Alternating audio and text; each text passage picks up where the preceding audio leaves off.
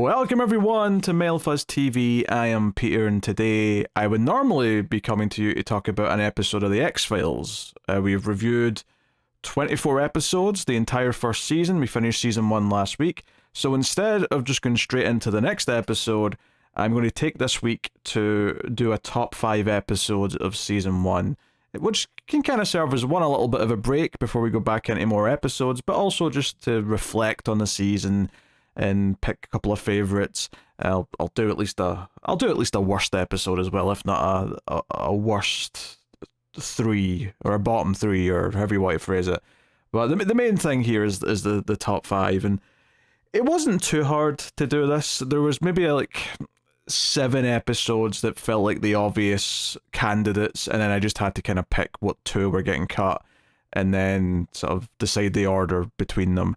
It wasn't that difficult because this season's had a pretty few clear standouts. It's had some fun sort of case of the week episodes, and then there's like a bunch that are fun enough, but kind of in that middle of the pack of this season. And then of course there's some stinkers, as there probably is always going to be.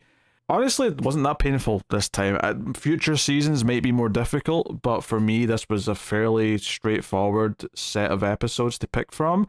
So I don't think I've got any super hot takes here, certainly not in the top 5, but we'll get into it. My number 5 episode for season 1 is Eve. This is the episode that's all about the clones and the 2 girls who seem to both be victims, like hundreds of miles apart, but it turns out they're evil little shits. And BB from Frasier shows up.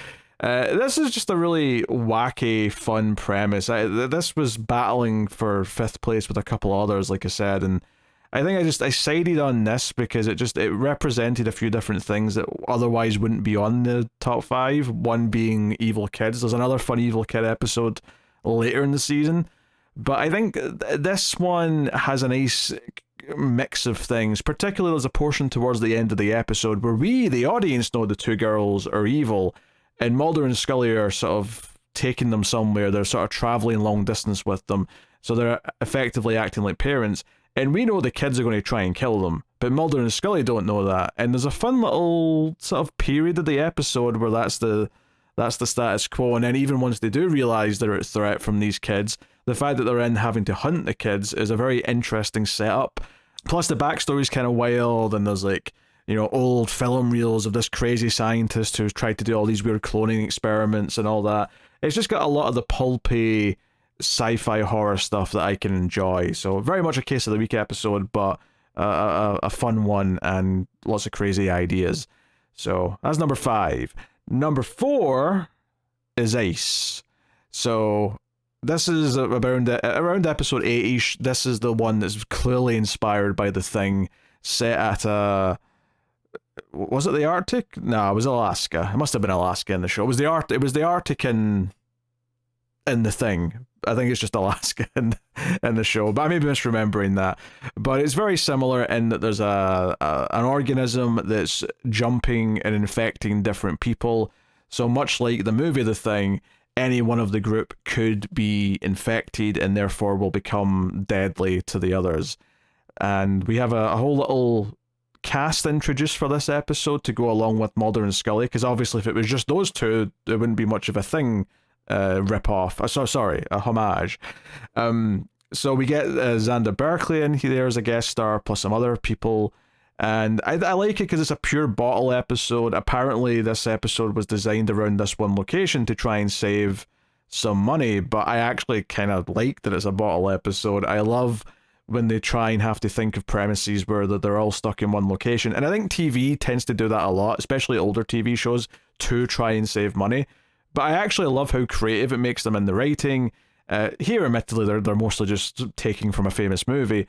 But as far as, you know, like sometimes TV shows do a Die Hard episode, sometimes they do a Thing episode. And I think that's okay. And I enjoy seeing these characters in that type of situation. And I thought it was a cool setting, very tightly paced, but you've also got that mystery factor of them getting there, and the previous team that was there have already had all this play out, and they're all dead already, so all of that's good fun mystery stuff for them to dive into. And I never found myself frustrated that, if you're a watcher of science fiction movies and stuff, you'll probably know where it's going for the most part. But it was never frustrating because of that. It was just kind of fun seeing how they deal with it, and more how they start taking precautions to protect themselves from each other once the paranoia starts setting in. That's the fun of this premise to begin with. That's the fun of the movie, The Thing. It's the fun of this episode. So just a really great, not connected to any other episode. Like a lot of these episodes are, to be honest, in the X-Files, but certainly this is a pure standalone story, but a really fun one. And because it takes them out of the typical city setting, even though they're in different cities constantly in the show, they're always traveling around, this stood out against all of the other ones by and large because it was this isolated Arctic or Alaskan research base. So really fun stuff. Number 3 is Beyond the Sea, and that rhymed. I did not mean that. So this is the episode starring Brad Dourif as a convict, and it's the episode where Scully's father passes away, and she has this kind of creepy dream, sort of implying that it's about to happen, like he's sending a message to her as he's dying. And it really makes Scully sort of question her beliefs in the supernatural and the paranormal, because up until this point in the show, she's been very, very much on the skeptic side, even though she's seen some small hints here or there. This was very much about actually taking that character growth forward. So while it's a relatively standalone episode in its plot, it's not standalone at all in terms of the character, because this is very much the pivot point for Scully in the season, where she's going to be becoming a bit more accepting or be a little bit more open-minded. It kind of comes back again in the finale, where she's confronted with like hard proof that there's something alien existing on Earth. This is kind of an idea of the supernatural, the afterlife. Her religious beliefs kind of come into question here. She's faced with some choices in this one, and I think all that stuff is what makes it really compelling. Brad Dourif's a great guest star. He's good at playing creepy serial killers. It's just kind of what he does, by and large. So this is less a big mythology episode and just a really big character episode. And I feel like Mulder has little bits in a lot of the episodes, whereas Scully, like, she gets this showpiece episode to really delve into her character and challenge her character with these ideas and make her really basically show how scared she is of the idea that this stuff does exist, because that means that so much is unexplained and the unknown is a scary, scary thing. So I thought that did well to sort of like set up how a big deal the rest of the concept of the show is if one of our main characters is that scared by it. Because Mulder's not. Mulder's like diving in head first and is just excited to get to it. He probably should be scared, but he is too obsessed to bother feeling the fear, even though he probably would be scared if the situation ever comes up where he's face to face with something monstrous in front of him. But so anyway, that's my number 3, Beyond the Sea. Number 2 is EBE. This is a later episode in the season and is by far my favorite of the ongoing mythology episodes, because this deals with Deep Throat. It deals with the ongoing stuff with Mulder and Scully investigating the aliens and trying to prove that there is something out there. This one's like, I've complained in the show sometimes that the conspiracy stuff's a little bit in the whatever side. It's a bit lame at times. I think with this episode, they play into it a lot better, where it's this idea of trying to follow where this truck's going that might have something alien on board. And the way they kind of pull the rug out of under the characters is a lot more interesting, I find. And typically it's usually just, oh, we've got this evidence over in this location, we're going to go there. Oh no, by the time we get there, the place has been raided, it's been broken into, and someone stole the evidence. Must be the shady government people. That's happened a lot in the show. I think the way it handles it on this episode, where Mulder and Scully have to start problem solving because they think they're being followed, by taking different airports, by meeting up in a location after they're showing their smarts by having to outthink the potential threats of the shady government cover-up. But honestly, more than anything else, I actually thought it, by the end of the episode, when Deep Throat kind of talks about the history of these alien encounters and his guilt over what his part in it is, and that's perhaps why he's helping Mulder the way he is, I thought that little tidbit into his motivations made him way more interesting, and seriously, it reframed the idea of always looking at aliens on this show as the scary monster we should be scared of, who'll abduct us. maybe some of the aliens are innocent creatures and we're the bad guys. And I thought introducing that actually added an extra dimension to the core concept of the show and made the character of Mulder have to rethink what his opinions on these potential beings are. But he gets so close to seeing one, but it's already gone, kind of thing.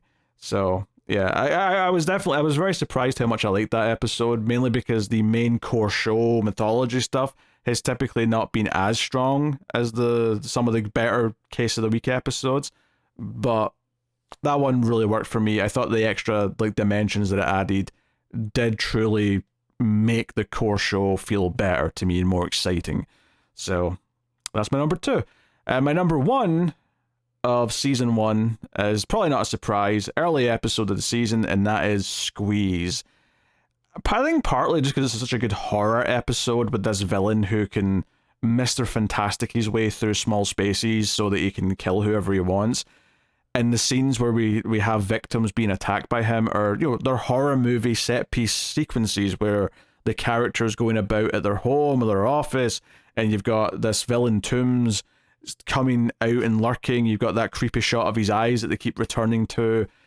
It's just typical but very good traditional horror movie stuff, and it's well directed, and that stuff's great. And I think it's important for the show in terms of this season because it's kind of the proof that, this show might be very good. Because I think the pilot's fine. I think episode 2 is fine. But neither one were like, this is why you have to watch this show.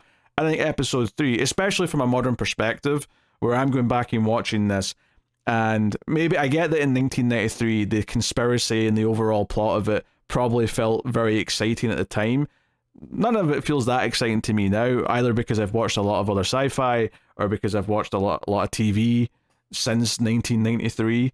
But regardless of the why, episode 3 is why the show, or it proves why the show is still worth watching if you like science fiction TV and you like horror TV, because it says, hey, there's these great experiences still to have here.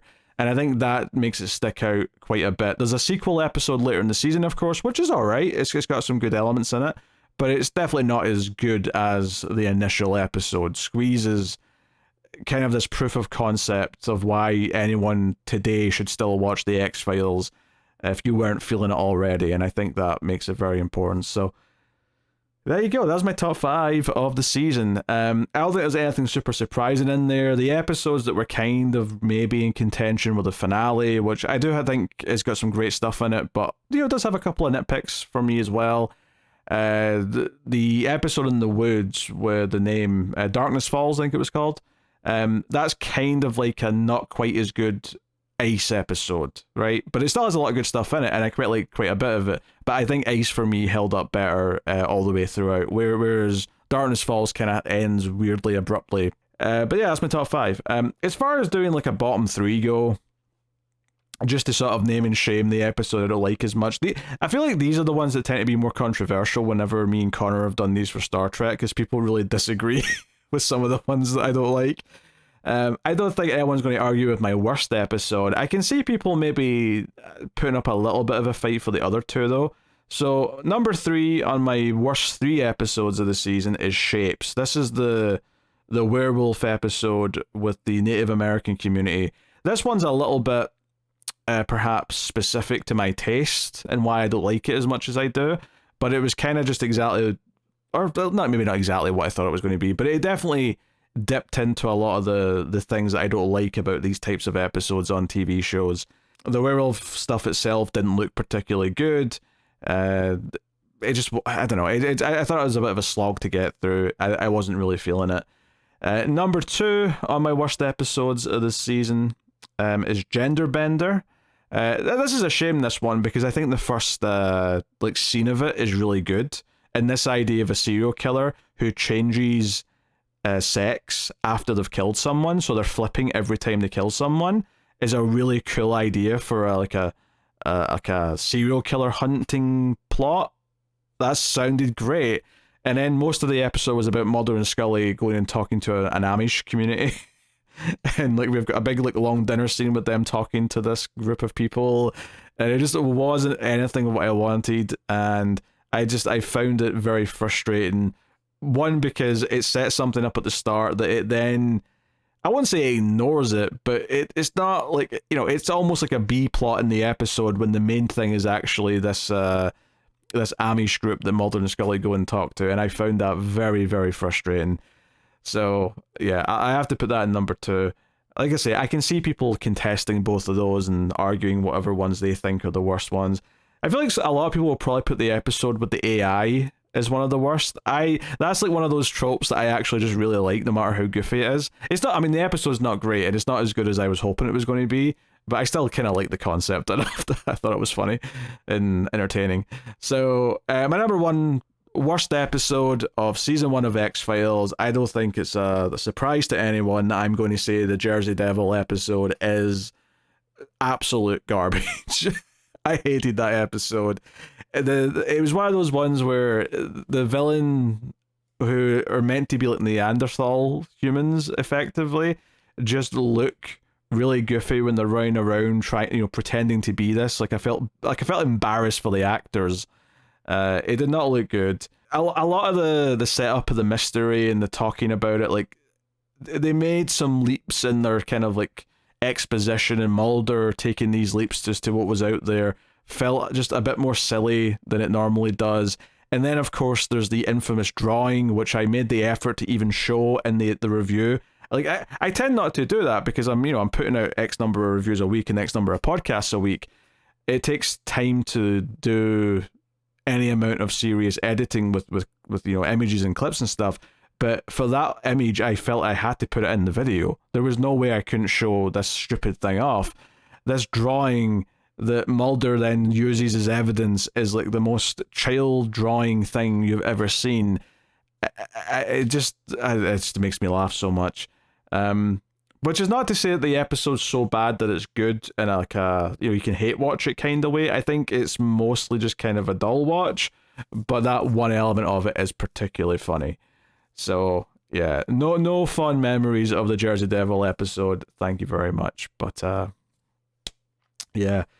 So that's my favourite and least favourite episodes of the season, and I feel like because of the type of show X-Files is with all of its standalone stories, I suspect that there's always going to be a group of worst episodes and a group of best episodes. Hell, maybe when we get to the later seasons with the ones that people don't like as much, maybe I'll have trouble with the top 5, but certainly, 5 and 3 has been a good formula for the Star Trek end of season videos, and I think it'll work for X-Files as well. So obviously tell me your favourite episodes of season 1 and your least favourite as well in the comments. I would be very curious to see how people's lists differ from mine, especially if you're someone who watched it back when it originally aired versus someone who's watched it in hindsight, whether that's just now with me or maybe just sometime, randomly in the last 20 years.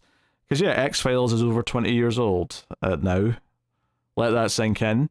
We're in 2024, and I feel ancient. So, thank you very much for joining me. Hit the like button; it helps out a bunch if you do. I hate having to promote it, but it's YouTube, and it makes a difference. People find the show and the channel, so hit the buttons.